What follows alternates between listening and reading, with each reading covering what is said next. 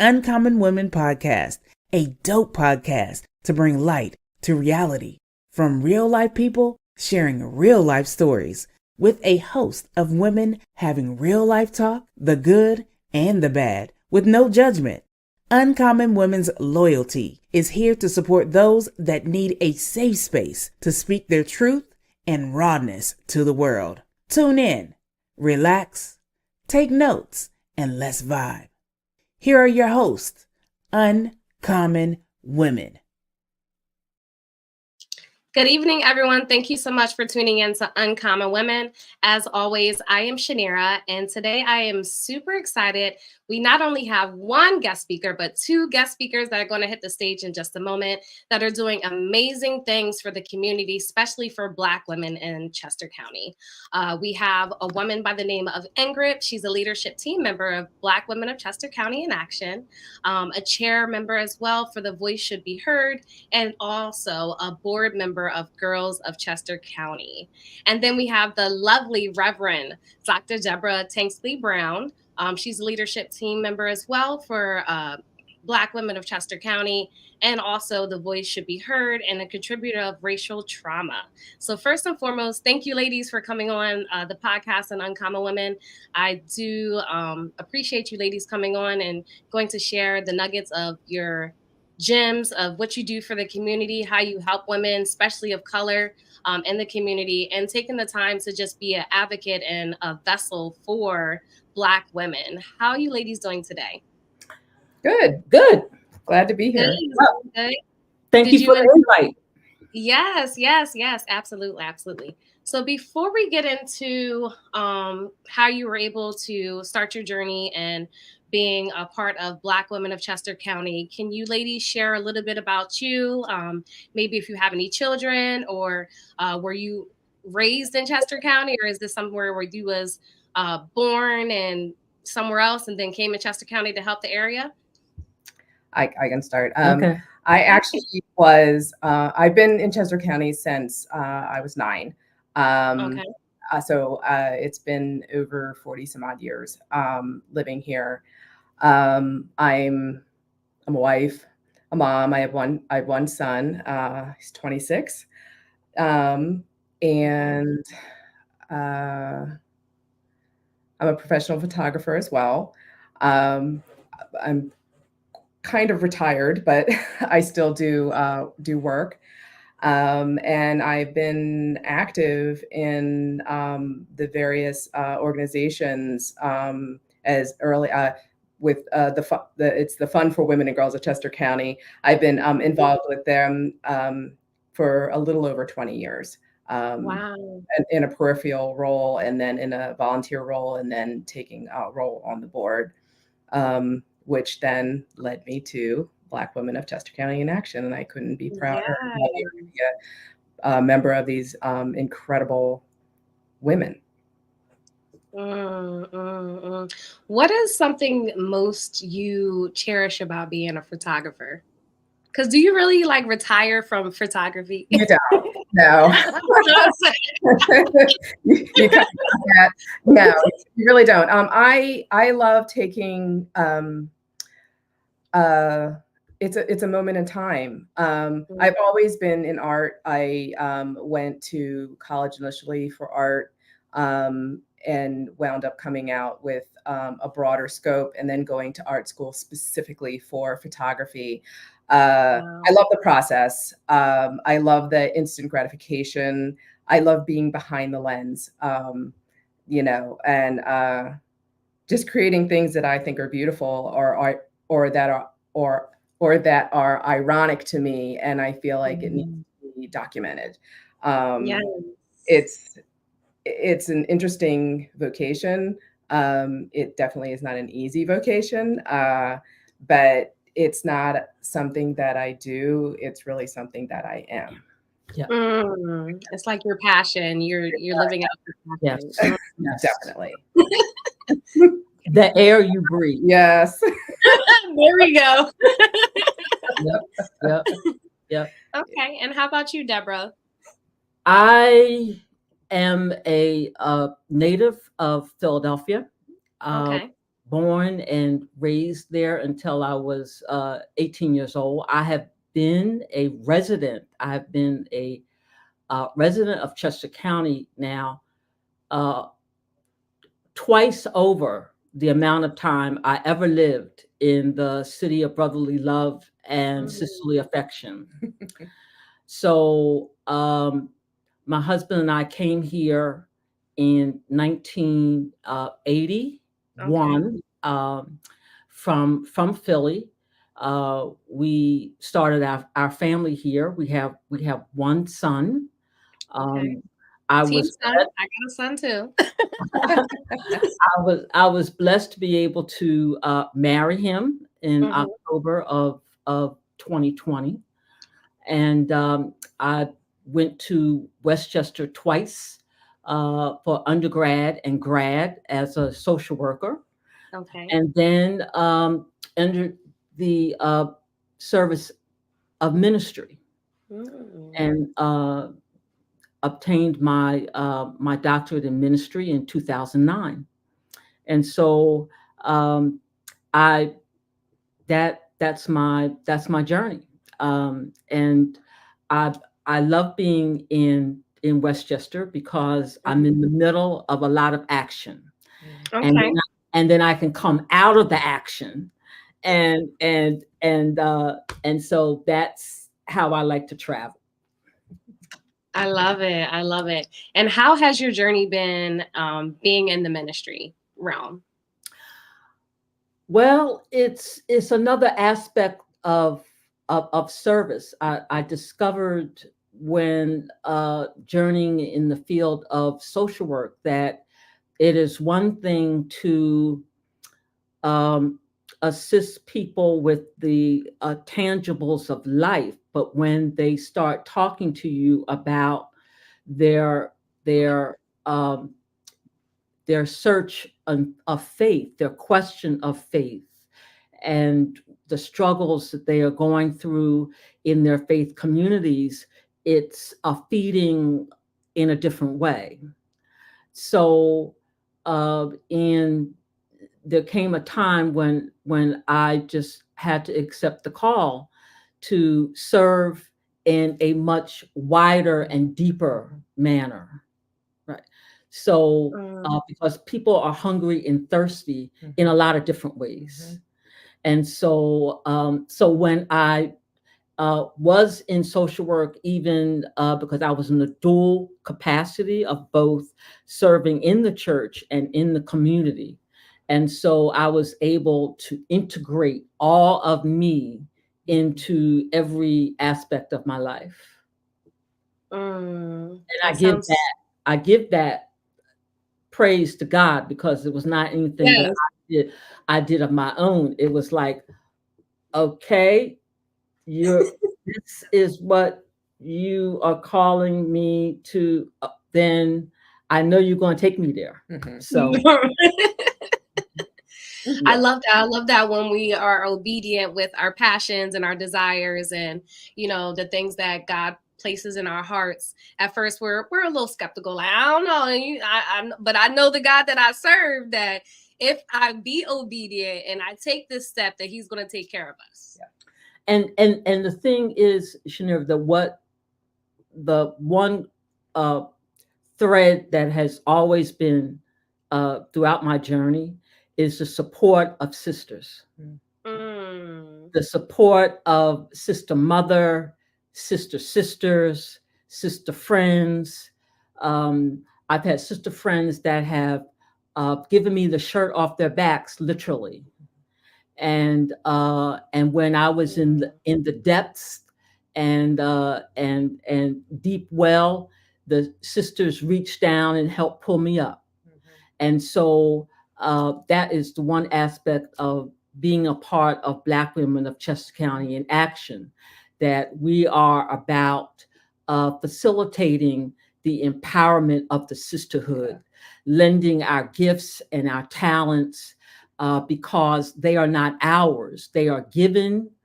We are blessed to be a blessing. Yes. Yes, yes, yes. So let's speak about, you're blessed to be a blessing. What led both of you ladies to Black Women of Chester County in Action? Quite simply, I met the person who is the chair, Cheryl Miles, through the fund. And we became friends, and she recruited me to come and be a part of this organization. It was 2020, and we were mobilizing to get information out, to get people registered to vote. And at that time, it was also the census. So I've always thought that civic engagement was undertaught and misunderstood, and in this kind of odd way, it became a passion. Something that I really could get behind and educate, and I just ran with it. So definitely, like one of my volunteer organizations led to another, and it has been a true pleasure to take this journey. Sometimes uncomfortable, but with the women that I have surrounded myself with, they are always challenging me to get a little uncomfortable. Yes. And kind of do it anyway. You can do this, do it anyway. So there's that aspect of personal growth, and then there is the passion of wanting people to really take seriously their the importance of civic engagement. So it's the message as well. We have a common thread in terms of our journeys with Cheryl Miles. I met Cheryl while we were both members of a church here in Chester County, St. Paul's, and we journeyed together there. Cheryl is also a social worker, and so we would cross paths all the time in our social work, right? And so when I retired for the second time in 2020, it was in the midst of a lot of political stuff going on in the air, and I've considered myself a repurposed clergy person. You don't ever give up your mantle of servanthood, right? Yes. So I knew that Cheryl was part of what was the pivotal part of BWCCA, and she as well invited me to the racial trauma retreat that we had it was in 2021. Yes. And that was the beginning of all of a sudden I'm invited to be part of the board, and then I'm support person for the racial trauma team, and then I'm working with hashtag Our Voice Should Be Heard. And so it's like that. So when you have a sister like Cheryl Miles, you just get on board the train. You go with it. You go with it because you know you're going to make a difference, right? And it's going to be like on the wings of some very powerful women, right? In my opinion, exactly. So here we are, and you can't shy away. No, you can't shy away from that. You really can't. She gonna push it. There's no. There's like, come on, let's go. It's more of a heads up. Like, I'm just letting you know what's going on. That's right. That is right. That's right. And it was interesting because as we become part of the various groups, and have engaged with community partners, we get to see that there are women that we know that are part of that have been part of this journey. Right. And Wow. so it's like we get reintroduced, we get reconnected. It's just an awesome thing. Yeah. I love that. I love that. And being as though both of you women are doing so much good things about the community and educating people, what has kept your passion or your drive burning when it comes to civic engagement?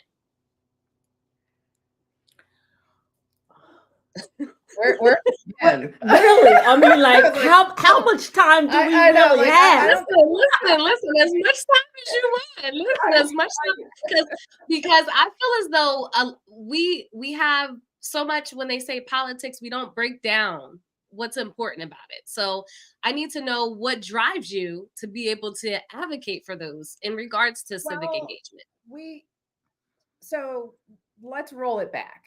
You Okay. know, like there was a time, you know, where this was a requirement in public schools. You learned civic engagement. You could not come out of school without knowing about our government, how it works, the branches, who does what.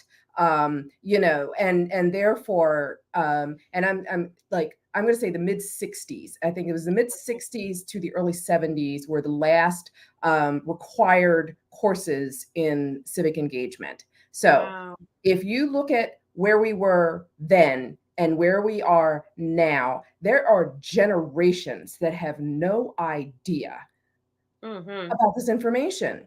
And, you know, and then the question is, so where are you getting your information? Right. You know, so when we do events and show up, or we're asked to do our I don't want to call it song and dance, but like when we're asked to come in and educate, and we have our way of making it interactive and getting people involved with, you know, the conversation, and that's the key. We get the conversation started, right? And so that's intoxicating if you think about it. And the explanation or the misinformation and the direction and just correcting and doing it all in a very nonpartisan way, in which nobody feels intimidated to be defensive. Because in actuality, we're actually just giving you information that is true. It's fact. It's not a thought. It is in fact a fact. You know, this is how our world works. This is how our country works. This is, you know, and here are the things. And guess what, people? It's in your hands to decide how this is going to go. You know, and I laugh. We get to educate on occasion a group of college students in a forum setting, and like one of my favorite things to say is like, if you don't get, you know, like if you don't vote, then you can't whine about how the outcome things aren't working, because you have no skin in the game, you know. So like, if nothing else, you know, for the ability to whine about it for 4 years, do your due diligence, educate yourself about, you know, make a decision, and then do this thing that people fought for you to be able to do. Well, the one thing for me is that I am a child of the 60s. Well, I kind of am too. And yeah. You ladies look amazing, side note. and I say that meaning that I grew up on 62nd and Pine, which was involved in the move incident. I distinctly remember the bomb being dropped down on Pine Street. I was part of the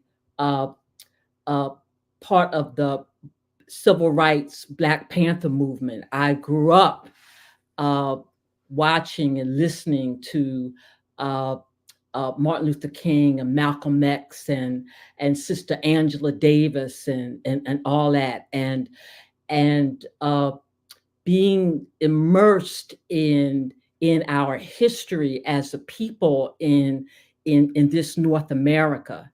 And now in my 71st year, I look back and see where we where we have made strides, Yes. but there is so much work Oh, we've to got be so much done. work to It do.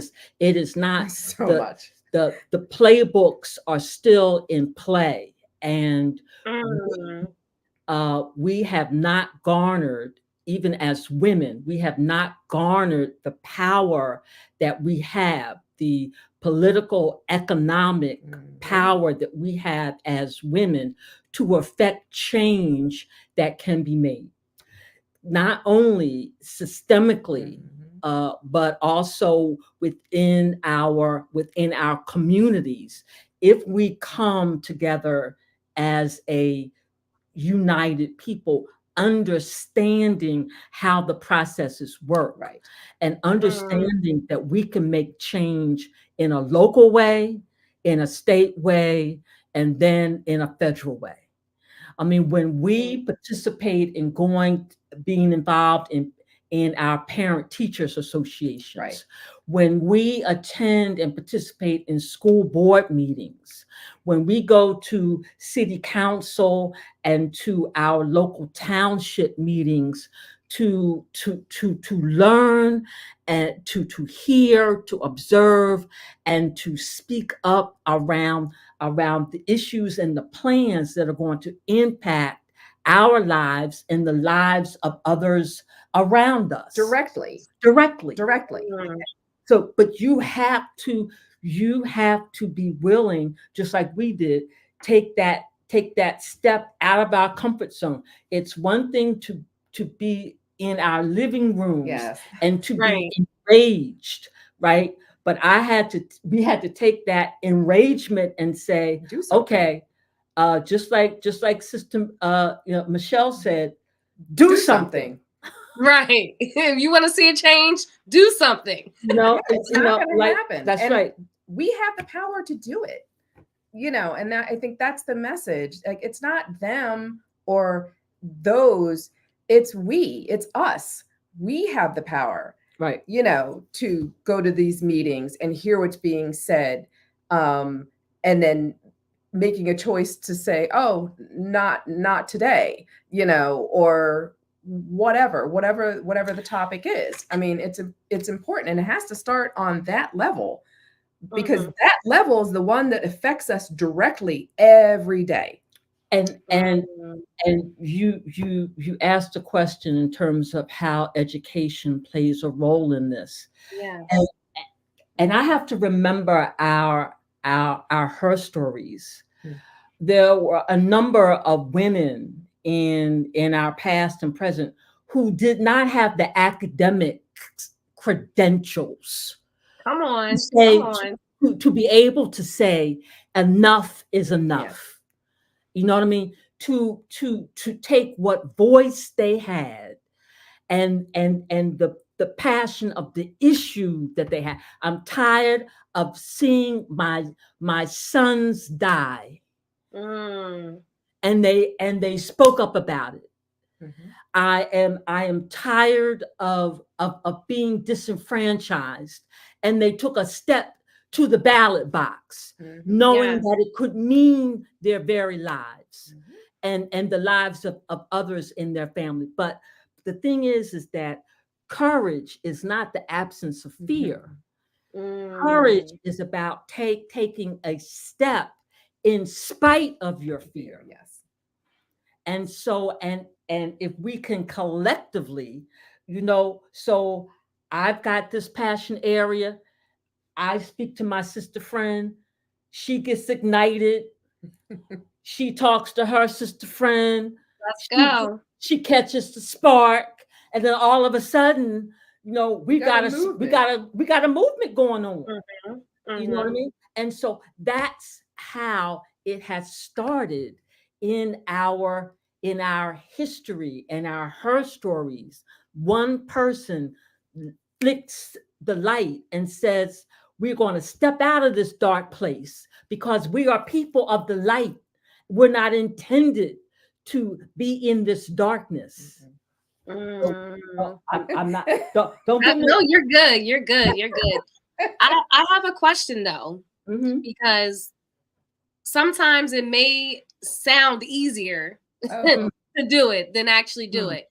What is something, words of encouragement or any strategies that you can give to someone that wants to speak up when no one else agrees with the movement that they're trying to make? Let's say, for example, someone have their children going to a school that's probably dominant white people. And there's a lot of things that's going on with the school curriculum that they don't agree with. What is a strategy or any advice can you give to a parent that wants to make a change, but they don't have the support to want to make the change? Well, the thing is that even if they're in spite of no support, we need to speak to the issue anyway. If it means that we end up standing alone, I take my sister friend with me, and she's going to stand with me, right? And she's going to encourage me to speak. You know what I'm saying? And even if the rest of the room isn't going to be, in harmony with what is said, what I have come to know is that this very minute is my eternity. And that I am accountable for what I say and don't say, and what I do and don't do. And just like somebody's hot dogs, I have to answer to a higher authority. Okay. And I also want to put in, like, 9 times out of 10 in a situation like this, you might feel like you are the only person standing up for whatever platform you're trying to push forward. Right. You're never alone. No, you are never the only one. Especially if it's an injustice. There are probably a lot of people sitting on their hands waiting for somebody else to take the stand. Say something. And with most movements, once you put a crack in the dam, the water is going to start trickling through. Right. And even if it's like after the meeting, you start hearing from people, then you got another person, and you've got another person, and it only takes 2 people to make a movement. So you rally your support, and then you come at it as a force, because believe me, that's what we're watching others do, be it against us or against what's going. Trust me, and we have the ability to do the same thing. So our voice should be heard, and action team of Black women of Chester County in action. We are part of a broader collective. We have community partners that we engage with. We do community events together. Just a couple weekends ago, we were on the corner of 7th Avenue with our voter engagement table. It was the Bridge to Bridge Coastal Voter Registration Initiative. And we had a table with our community partner, Chester County Marching Forward. And we were helping to register people to vote, check their registrations, giving them voter education information, and doing those type of things. We've been invited in October to do a voter engagement presentation with the first year experienced students at Westchester. And we are also going to have a voter registration table. and our community partners are going to assist with volunteering for that. With registering young people, to exercise their civic responsibility. Citizenship has a responsibility that comes with it, and your vote is your voice, and that is a way that you get to actively participate in the process. And so that's who we are and what we do. Well, I mean, and it follows with our mission, like we educate, motivate, and activate. So, we educate about civic engagement. We then motivate you to make a plan to use your knowledge, go vote, get registered, find out, do your due diligence, and then activate, actually vote. What steps then can the community take to support, the healing while encouraging civic participation? Well, that is one of the things that led me to make my first meeting with the Racial Trauma, Resiliency, and Recovery team. I went to that first retreat because I was trying to address my own racial trauma. I came to a point in understanding that that the systemic oppression and the internalized oppression had made a significant impact in my own life, and that I needed to be in the healing process around my own trauma. And part of that journey then became, how can I help to support this initiative in extending the healing outreach to other sisters and even brothers who are in our midst. This Racial Trauma, Resiliency, and Recovery is about us as Black women identifying that we have not been in this country and impacted by the hurts of this country, without it having significant disabilities within us. Yes. Individually, intergenerationally, economically, et cetera, et cetera. And so we, a part of racial trauma and resiliency and recovery, is to acknowledge, yes, we have been resilient. We have been resilient enough to have the tools to survive, but we need more than survive. We need to thrive.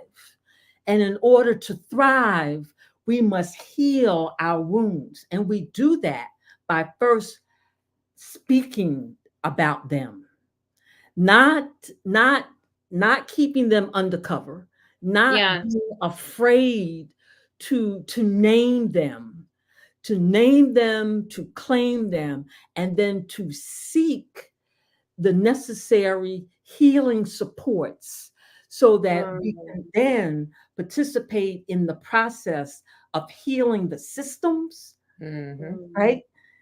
Doing healing in our families, doing healing in our faith centers, being about the healing on a broader level.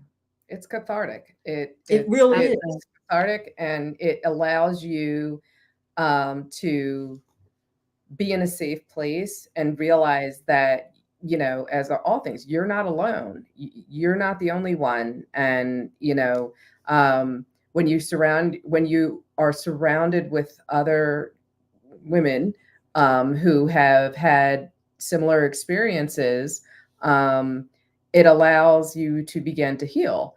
We work through it and realize that, it's not just me. Right. it's something that is community wide, so, and even with that knowledge, there's power there. Exactly. And and as a unit of women who have had similar experiences and kind of working through and healing together, there's power there too. And then we learn how we can access that support. Yeah. Okay. There are folks in our, because all too often we don't know that there are people who look like us, who have the expertise to help us. Yeah, yes. There is no shame in saying that I need counseling support. Yeah. There is no shame in that. As That's a matter right. of fact, there is strength in saying that I have a need for support in this area, and therefore I can get the tools that I need to heal. Exactly. And I think it's also, generations have been passed on that exactly what goes on in this house stays in this house, or definitely we don't get therapy, and I think that's honestly damaged a lot of people from getting to the next level where they need to be in life, especially when it comes to civic thrive and engagement. And guess what? It's never too late. Oh, never. No. Because I wear my I have I started writing in order to cope with the stuff, the internal stuff. Yes. So I've got paper and pen all over the place, right? And so one of my writing things is just a thought and an evolving journey. We are on evolving journeys. Very true. We are not a static being. We are organic, and therefore, just like the caterpillar has to go through some pains and some distortions and some morphing and some dissolving, and some hanging on by a thread. So do we. But then all of a sudden we start busting out like butterflies, and so we have the opportunity to do that. Yes. And we don't have to do it alone. And every day that we wake up and take a breath is an opportunity for us to say, this is a day that I'm going to make that change. Lord, please lead me and guide me to the place where I can receive the blessing of change in this day. Let's speak on change, because you women are doing such amazing things. And Ingrid, you're holding multiple hats, as well as Dr. Deborah. But how do you balance everything as far as with your leadership roles? Oh, they work hand in hand, actually. The fun for women and girls is about uplifting and changing and enriching the lives of women and girls in Chester County. Right. And Black Women of Chester County just takes it another step in focusing on marginalized Black and brown women. So my roles intersect all of the time, and I bring my my hashtag Our Voice Should Be Heard hat into into the funds realm when I'm sitting there and we are discussing something that I feel is important for both of my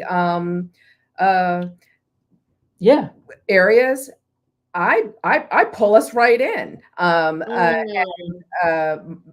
the women at the one organization, they know that.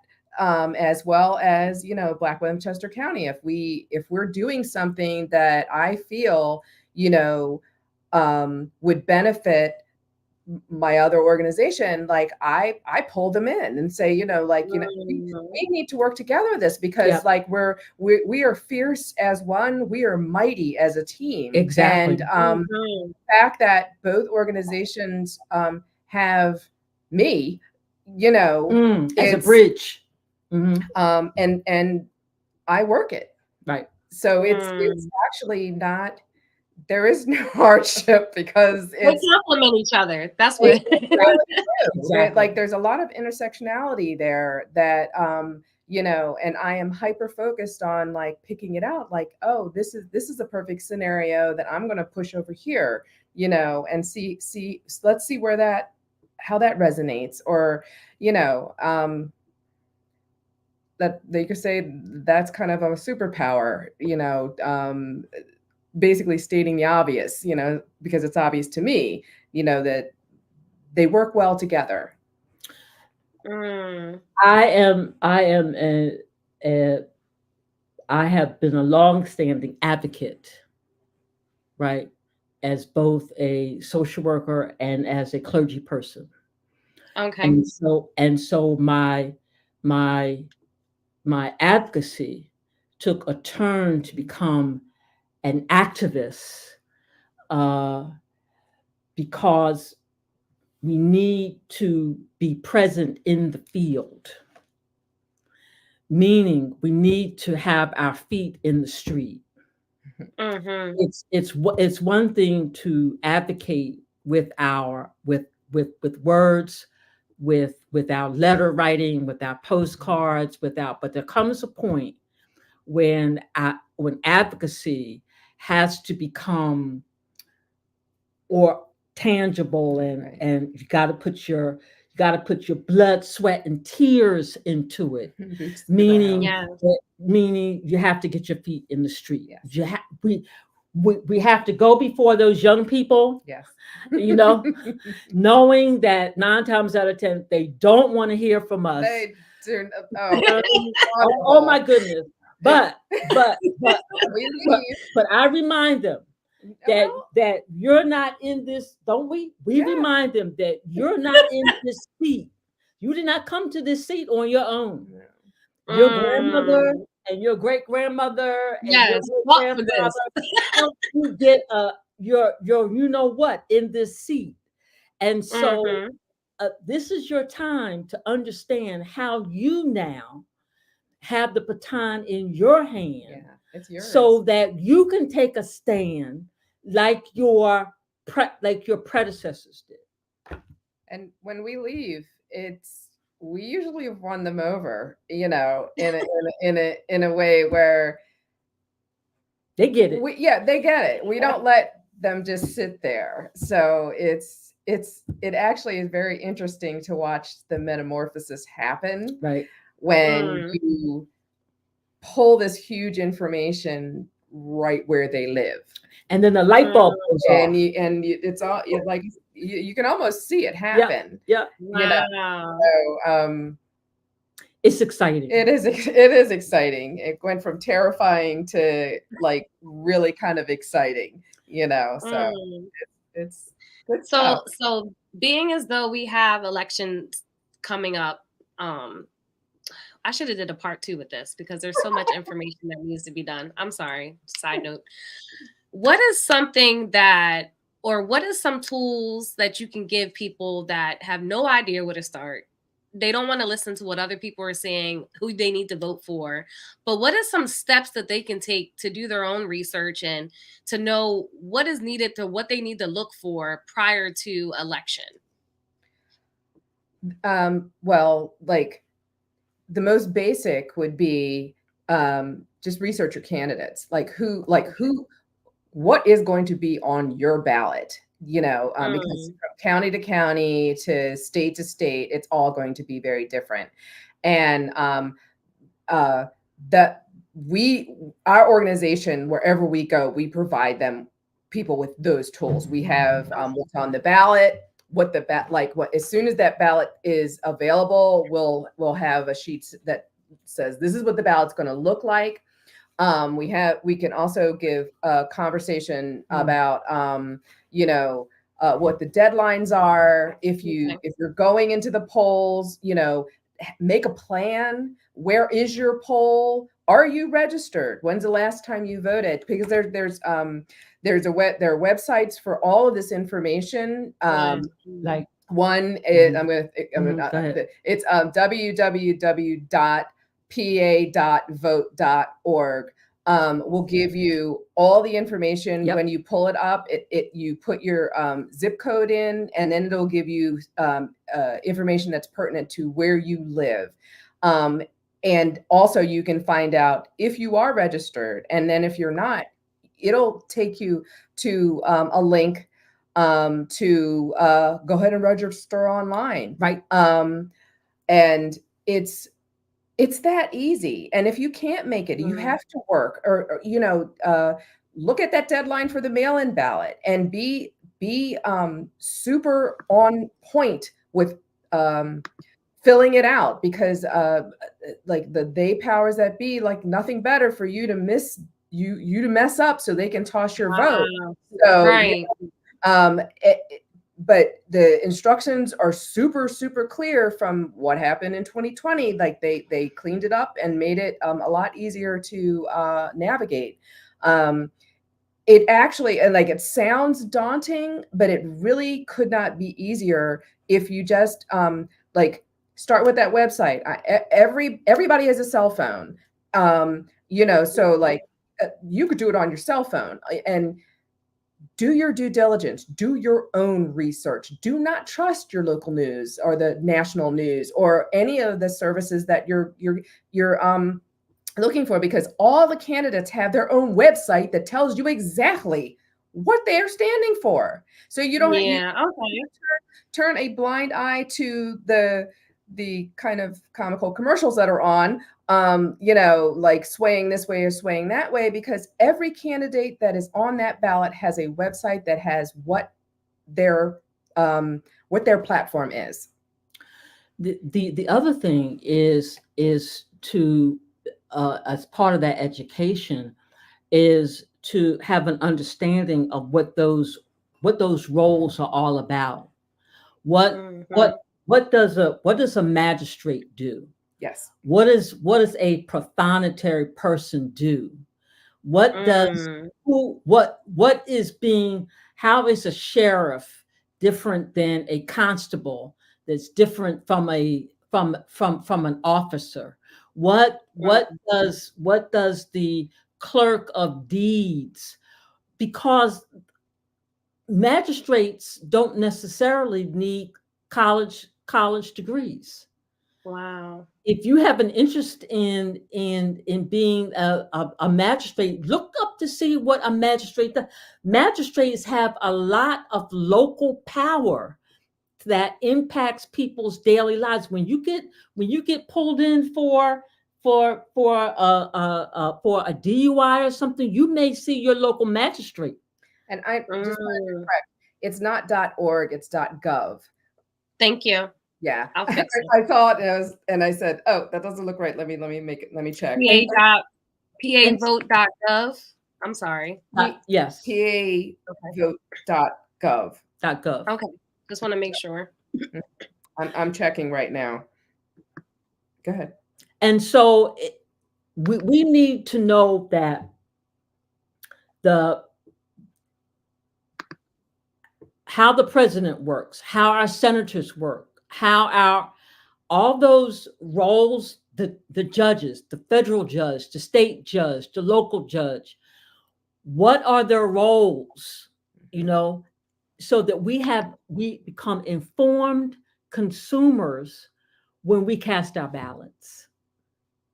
And just like we will go on, if we're shopping for some sneakers, we will go online and we will do our research. We will check out everybody's reviews about that product. We need to do the same thing for the people that are going to impact our lives every day. Yeah. It needs to be that important. And as I said, like, this was the information that was taught, in civics classes, down to your lowliest candidate, up to president, because president's the one that gets the bells and whistles, but those off years are so much more Exactly. important, because what happens then is what really affects your day-to-day life. And please, if people to understand that the state and the local offices are equally as important as the presidential election. It is. We have to vote down the ballot. It's not just important to check off the president's box. We have to check off we have to check all up and down the boxes on the ballot, because we need our state people, we need our local people, the whole ticket you have to vote for. Yeah. Does that make sense? I followed you. Okay. I get it. Hopefully they get it. It's all team. Like, I get it. Yeah.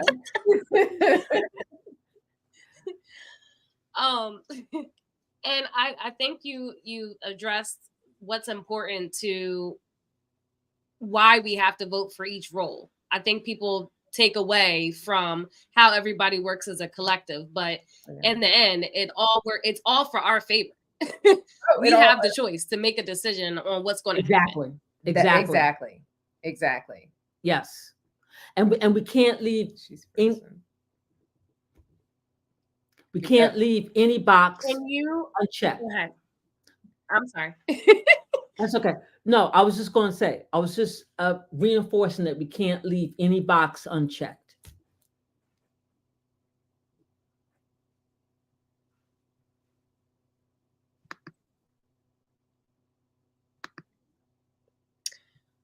I was going to say something and I can't think of what I was going to say. Okay. Our voices should be heard. Do you guys have any upcoming events or projects that our listeners should know about? Our next event is actually the voter registration after our civic engagement class at Westchester University. We are currently working on a voter registration event at Cheney. It's to be determined. Everything is in the works.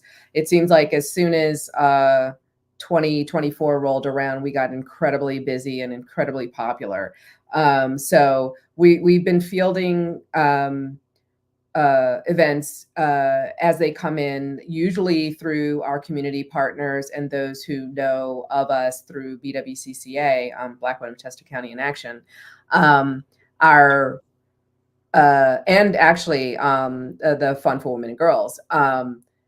So a lot of our events are manning a table, giving out information, registering people to vote. And we lean heavily on our partners for volunteers. 9 times out of 10, you'll see the two of us there working the table.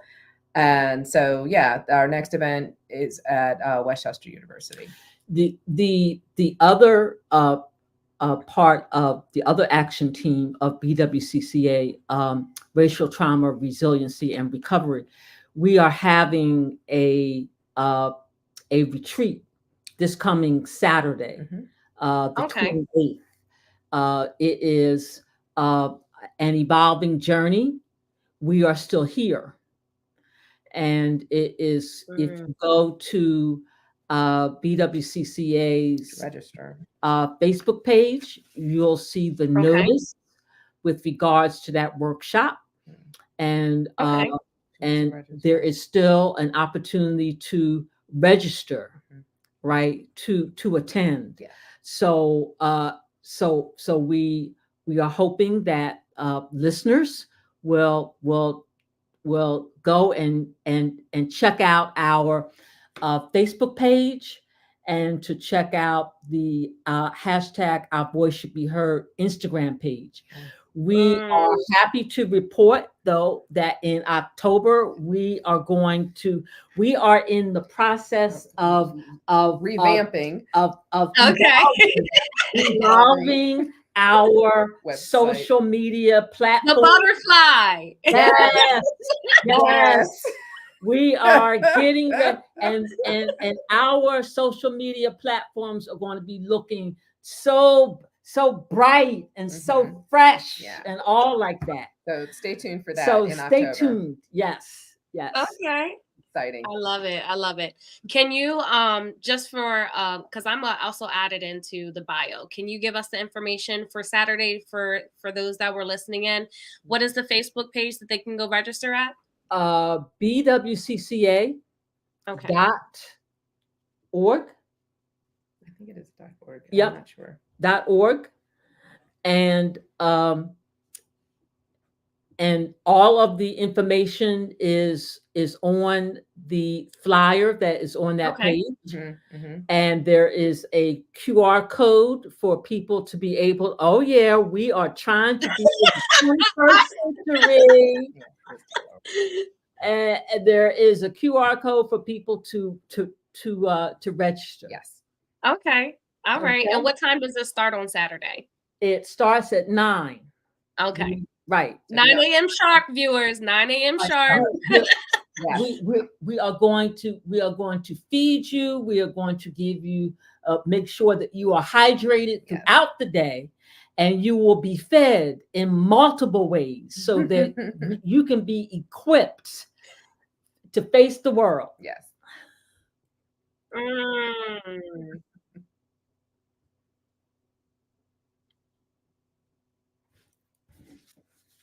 So Ms. Shanira, we are truly happy to. I'm so glad that I took that step from our table at the single moms conference and stepped over and introduced, so that we can make that connection. That's how these kind of things happen. That we say, you know what, that woman over there looks really interesting. I'm gonna go over there and I'm gonna talk to her, and I'm gonna share who we are and what we're about. And we never know what can happen. You know what I mean? And if we take a step in faith that we have something that the other one may need. Yes. And you're feeding me without you even knowing. Look, you're feeding me over here. I'm like, well, this is good. This is good. Come on, join us. What is one message that you would like to leave out for young women and girls that want to get involved in the communities but aren't sure how to start? What would it be? Can I take it? We've talked about this. Oh, okay. I think that it's important for us to identify what our passion area is. Yes. I think that's a start. What gets your engine like revved up to the point that you feel like you're gonna bust, and then what is it that you would like to do about that passion? And then seek out a source. I mean, nowadays we have such access. Yes, there we go. We can go to foreign countries without even leaving our house, right? To talk to folks that are in different places, to ask questions about the things that are important to us. And then from that place, where can I connect my passion in the area that I am currently in? How can I move from this feeling of passion that I have to actualize it and to live it out? And so you may need to seek an elder person, Yes. right? That you can sit with, and they will share with you their journey and the places that they sought to be nurtured and equipped. And that is a place to start. Identify your passion and then feed your passion, and do not let anybody. There was something in our house we could not do. Could not say can't. There is no such word. If you can, what was that song? You can think it. If you can think it, Right? Live it. Do it. if you can dream it, we can achieve it. Yeah. Yeah. Good. Drop the mic. That was good. That was good, Deborah. That was good, Dr. Deborah. Let me put some respect on that name. That was good, Dr. Deborah. Ingrid, what is something that you would like to say for your final thought for women and girls? Step out of your comfort zone. Like I laugh, like for me, step out from behind the camera. It's not as hard as you think. It's not as scary. But you need to go out there where you're shaking in your boots and do it anyway, because the knowledge, the learning about yourself, the meeting of others, put yourself out there. I found it hard to do that. With my profession, it was easy for me to be in the room and just disappear. But step in the limelight and get busy. That's kind of where to go. Like, you get one go round. So that is correct.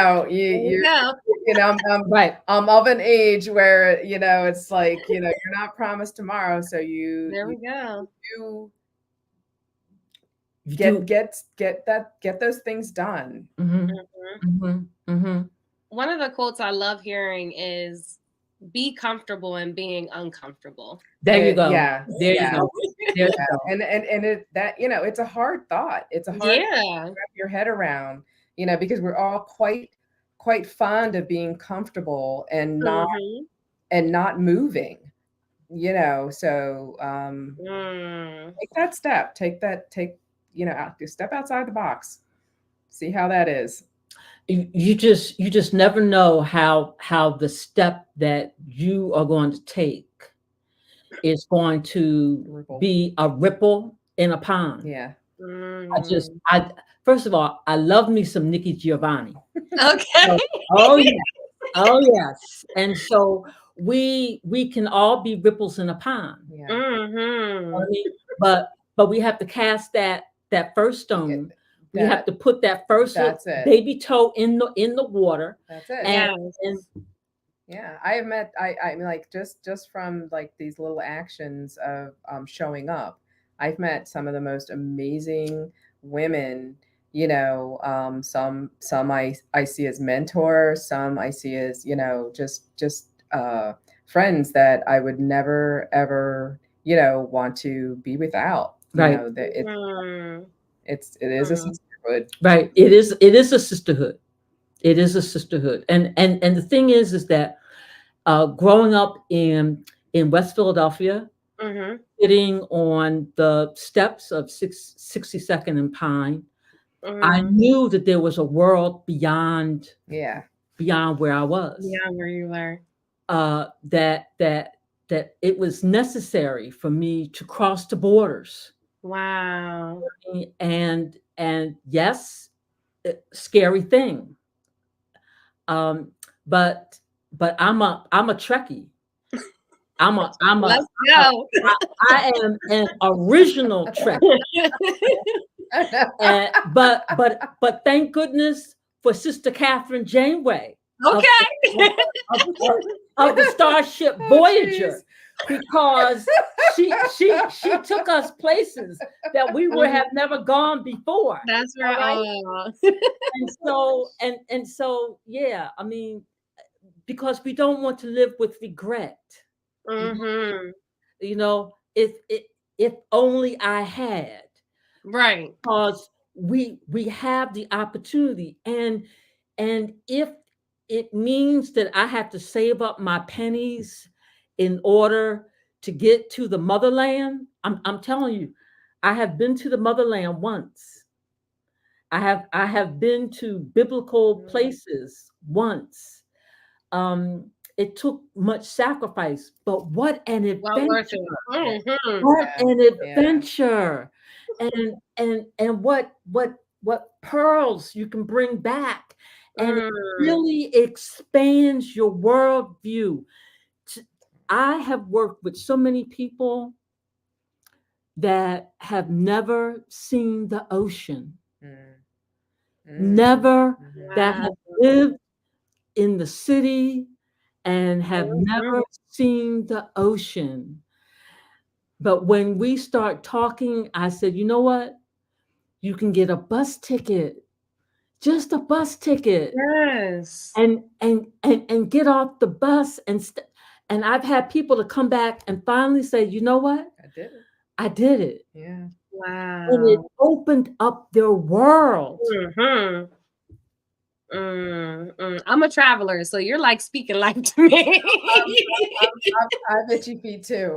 I need to see and document. It's a whole different realm when you start traveling. It really is, and it gives you a appreciation of, you know, what's here, because we're spoiled. We're so spoiled compared to some of the places I've been at, but it gives me a broad and horizon of the world, you know. Exactly. So if you have an opportunity, I agree with Dr. Deborah. Yeah. Just go out and do it. Save it and take the step. Yeah. You know, faith over fear, because I know a lot of people don't want to travel because so much is going on, but that's where the faith over fear comes into place. Just go, just do it. It informs our living in the places where we live. To step out and see how other people are living and what systems they are living with. Traveling is an education. Yes. And it's something that it puts things into perspective in so many ways, like you know, how we see the world and how the world sees us, you know, on many levels. You know, it's an education. It is an education. And I think we're here on this planet to be educated that way. It's in that way. It's in that way that we know how we can also extend our blessings near and far.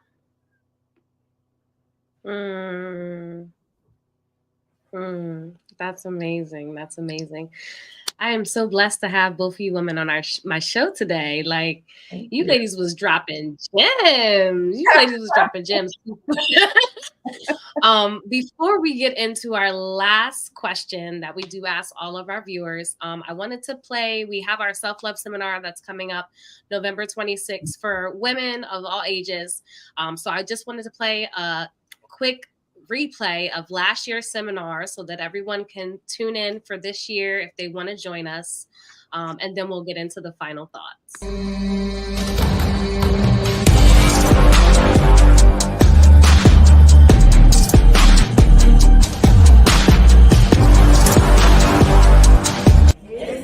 I reaffirm my dedication to do the work, to unlock, live, and rediscover the purpose of what God has given me. I love me. Unapologetically. To know that God is working. Now I want to show you something on the screen right now that God did for me. July the 5th, Baby.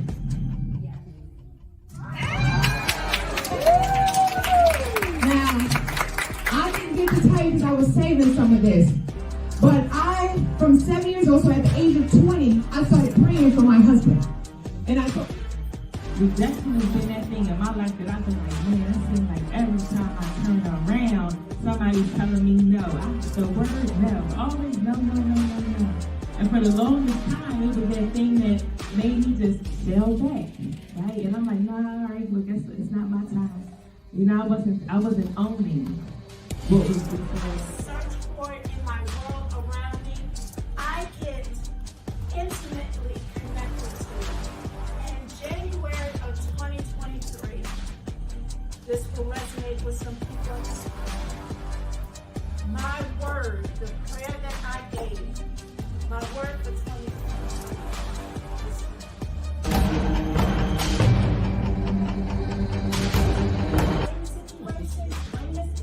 Blame that boss, blame that chick who's across the hall. We're blaming people, but it's hiding. We also call it, we get frustrated when we can know the truth and still lie.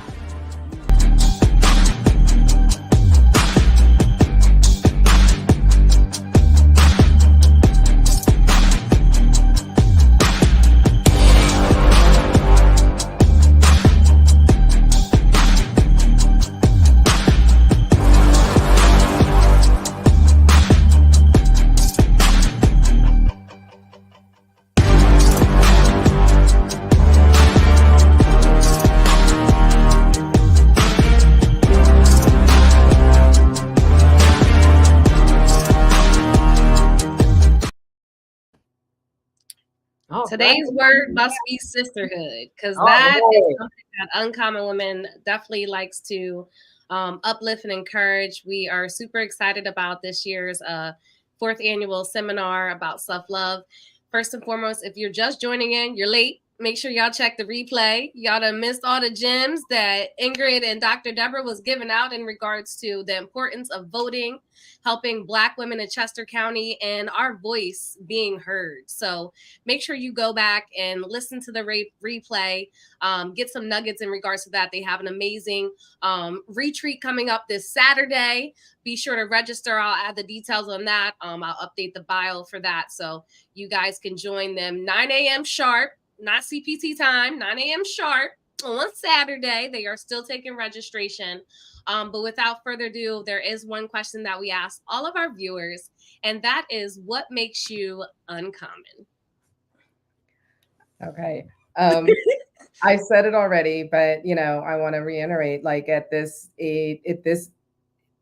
time in my life, to take that step out of my comfort zone and just live a more authentic, motivated, to motivate and activate and educate others on something that is my passion.